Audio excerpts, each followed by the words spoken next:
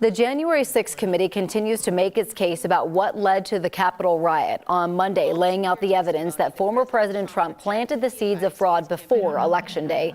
Jordan Chavez is live in the newsroom this morning. And Jordan, we heard testimony from members of the Trump campaign who say they told him he had lost the election fairly. That's right, Corey. That message coming from a number of people who are closest to the president. Attorney General William Barr testified he questioned if Trump was in his right mind. The tipping point seems to be when Trump claimed to have new evidence the Denver-based Dominion voting machines had been rigged. Barr says if Trump really believes that, he, quote, has become detached from reality. Now, we also heard from the president's campaign manager, Bill Stepien, who could not be there in person because his wife went into labor. Stepien testified that Trump ignored the advice of his closest advisors, including himself, instead listening to Rudy Giuliani, who Stepien says was drunk at the time. A lawyer for Giuliani has since denied that claim, though. Stepien said Giuliani felt the election was being stolen, and Trump agreed despite close advisors telling him the opposite. And did anybody who was a part of that conversation disagree with your message? Yes. Who was that? The president disagreed with that. I don't recall the particular words. He thought I was wrong. He told me so. And, that they were going to, go he was going to go in a different direction. The third January 6th hearing is scheduled for tomorrow morning. That's going to start at 8 o'clock our time. We are anticipating to hear then from former acting Attorney General Jeffrey Rosen. He's expected to testify about Trump's unsuccessful plan to oust him and replace him with another Justice Department official who would support Trump's fraud claims. Again, Corey, that's going to start tomorrow morning, 8 o'clock our time. All right, Jordan, thank you. The committee also discussed efforts to get money from Trump supporters. A man from Castle Rock collected tens of millions to privately fund the border wall. Timothy Shea is accused of keeping some of that money for himself. His trial ended in a mistrial last week. The third Colorado connection came up at the end of the hearing. University of Colorado visiting professor John Eastman crafted the legal plan to overthrow American democracy. President Trump's attorney, Eric Hirschman, testified he reacted to the plan by asking Eastman, quote, "Are you out of your bleeping mind?" The hearings will continue tomorrow and Thursday. As we continue to hear new information out of these hearings, a question from the viewers. Does Congress have the authority to investigate and charge anyone with a crime? Our National Verify team looked into that. The U.S. Constitution doesn't say anything about congressional investigations and oversight, but it does state that Congress has all legislative powers. So, indeed, they can investigate and they can give a recommendation to the Department of Justice, but it is the DOJ that would have to prosecute any individuals. Right now, U.S. stocks are in a bear market, but what does that mean? So take a look here. These numbers for the S&P 500 signal a bear market. That means the index has dipped at least 20% below its most recent high. Bears hibernate, so bears represent a market that's retreating. In contrast, Wall Street's nickname for a surging stock market is a bull market because bulls charge. The Federal Reserve is expected to raise interest rates once again by tomorrow. Some economists say a recession is likely. Financial advisors are reminding investors not to panic.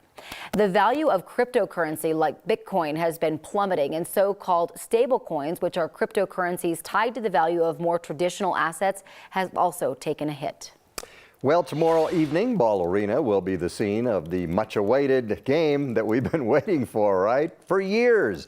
The Avs are 4 wins away from the Stanley Cup now, taking on the Tampa Bay Lightning in the finals. The puck drops 6 o'clock there at the arena tomorrow. 9 News reporter John Glasgow is outside nearby Tivoli Brewing Company. And John, with the permission of the city, they're going to be expanding and they're going to host thousands of people at a party there. That is the plan, Gary. There is going to be about 20,000 fans here in the quad at Tivoli Brewing, and it's just steps away from where all the action's going to be at Ball Arena, and there'll be another 20,000 people inside to watch that game. So this whole area is going to be blocked off so that Avs fans can come down here and watch the game together. So here's what's going to happen down here. They'll have huge TV monitors, vendors, and food trucks set up. Tivoli Brewing says that they'll have up to 8 different bars to buy drinks. The pub is working with Kroenke Sports on making this a fun experience for the fans. Tivoli submitted an application with the city last week after Denver loosened rules to allow businesses to expand serving areas for the Stanley Cup final. Now, in all, 3 places applied for expanded capacity. The other major watch party is going to be at McGregor Square in Lodo. Extra service will be added to the wine coupe. No tickets needed there either, but Tivoli says that this could have the biggest crowd, up to 20,000 people. Amazingly, we're expecting to hit that. Yeah, maybe not game 1, but by game 2, game 3, game 4, as the series goes on, we expect it to, really get interesting, and the crowds just to get bigger and bigger and bigger. So the tickets to get inside Ball Arena, around $700. So this is a little bit of a cheaper option if you still want to get in and be cup crazy here with all the atmosphere. It's going to be a lot of fun. They'll have some autographs, giveaways, all kinds of different fan experience stuff down here.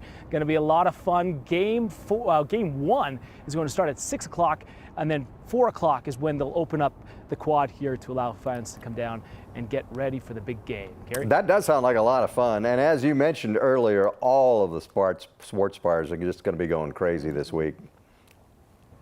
Oh, yeah. I mean, McGregor Square will be just bumping as well with people. And then you'll have all those little pubs in downtown Denver that fans are going to be wearing the jerseys and getting excited about as well. So there's really not a bad place to watch Game 1 of the Stanley Cup Final, but Tivoli here is definitely expecting the biggest crowds. All right, John, thanks for the update. Appreciate that. And the Stanley Cup, unfortunately, is not going to go on a grand tour before the Avs take on the Lightning this week, as it did some 21 years ago when the Avs won. The Hockey Hall of Fame says there will be no public showings in Colorado. In 2001, the Cup was taken to the Aurora Mall for people to see. It was at Westminster Mall. It was at Villa Italia Mall. The Hockey Hall of Fame says these days cities usually have superstitions about having the cup around before they actually win it. They say the cup will be present, though, at today's Media Day, so we're going to see it there. A reminder of the schedule: the Avs host back-to-back Stanley Cup champion Tampa Bay Lightning after they defeated the New York Rangers in the Eastern Conference final.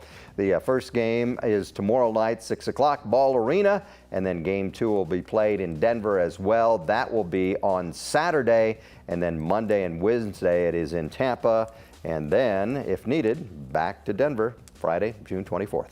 And we are likely to see a lot of wagers on this series. New data shows a drop in sports betting here in Colorado.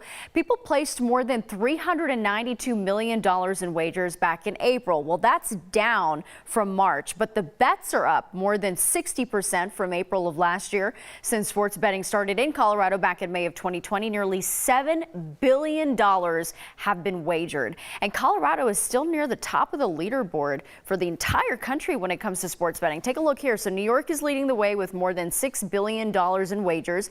New Jersey is second at more than $4 billion. Illinois and Nevada are above $3 billion. Pennsylvania is fifth, and Colorado is closing in on $2 billion for the year. Michigan, Virginia, Indiana, and Tennessee round out the top 10. Gary, there's a new audit showing some holes in Colorado's new sports betting setup. Yeah, this is kind of interesting. The audit shows that how the state handles all these funds, these betting funds, and it shows the state doesn't really complete background checks on most of its sports betting operators. The audit found that 3 out of 5 operators sampled, 60%, did not have the required criminal background checks done. 3 out of the 5 didn't really have their full story investigated by the regulatory department. The Colorado Department of Revenue was asked by the state legislature on Monday why the investigation process seems so flimsy. As we were ramping this up, we had issues of hiring freeze, which higher salary wouldn't help when you can't hire. We had COVID as well that was limiting our ability to be able to get people on board, train them, be able to bring people in to do those investigations. That was Department of Revenue Director Mark Ferrandino you heard there. He was also asked by the state if he was considering paying investigators better salaries in order to get more candidates. Ferrandino said that would be tough to justify to the state's budget committee.